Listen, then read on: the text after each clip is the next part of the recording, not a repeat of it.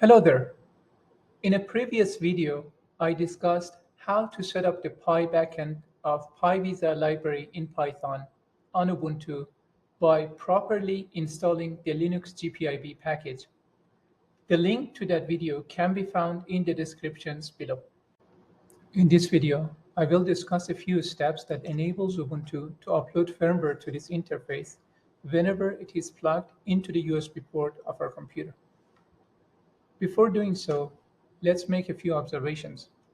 The first observation is to plug this into the USB port of our computer, and then, as you can see, the red colored LED, which is labeled fail, is on, which is indicative of the fact that no firmware has been uploaded to this interface.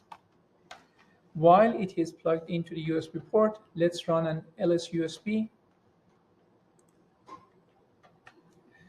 As you can see, the product ID and the vendor ID are listed here. Next, let's take a look at the rules file that applies to this interface, which is located in etc udev rules.d. As you can see, there is a line dedicated to this interface without firmware. We know that no firmware has been uploaded since the red LED is on. And since all these parameters match, the vendor ID and product ID match those we observed from lsusb command, the script in this file, which is located in this directory, is going to be executed. So in short, whenever we plug this into the USB port of our computer, it creates a uevent, and everything happens in udev environment. And in that environment, since the parameters match the values that we have in this line, as we saw from lsusb command, that the vendor ID is 957 and the product ID is 0518, then the script in this file will be executed in this directory. And then we want to take a look at that.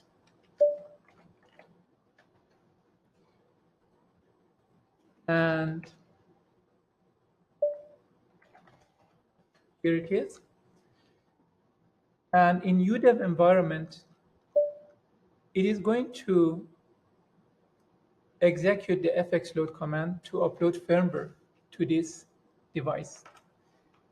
And in this portion of the code, if the product variable matches 957/518/*, remember, these are the vendor ID and the product ID, and star stands for the serial number, and basically says if the product is from 957, which is Agilent Technologies, with the ID of 518 and with any serial number, then set the firmware directory to this directory and set the fxload options to these.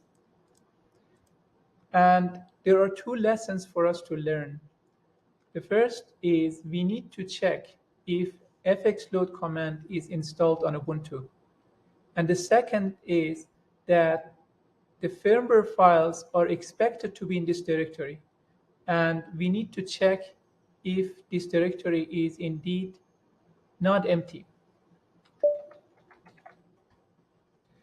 And so here we just take a list of that directory that we just observed from this script. And as you can see, this directory is empty. Now it is time to download the firmware and copy it to the specified directory that we have here. All right, so I'm going to download the firmware to OPT.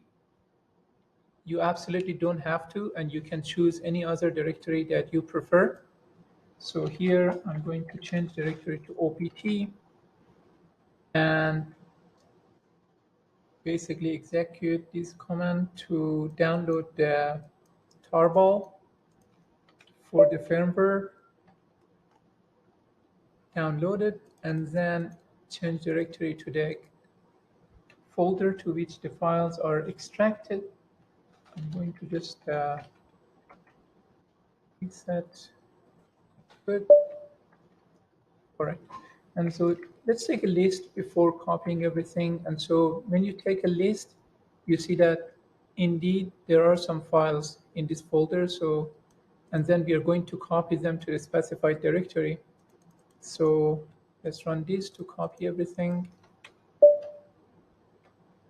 And then now let's check if the files are indeed transferred to the target directory. And then if we check, yes, you're copied successfully. Next, I know that fxload is not installed on my Ubuntu. fxload is not installed on any Ubuntu by default. So I'm going to install fxload.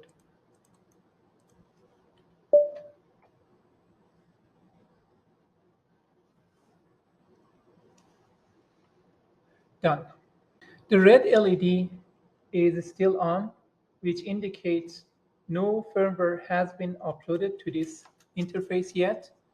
And that tells us that we need to trigger a uevent. So a uevent is what makes all the scripts that we observed in our first few observations to execute automatically.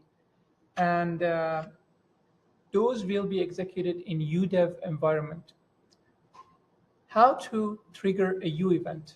And that can be easily achieved by plugging the USB connector out and then plugging it back in.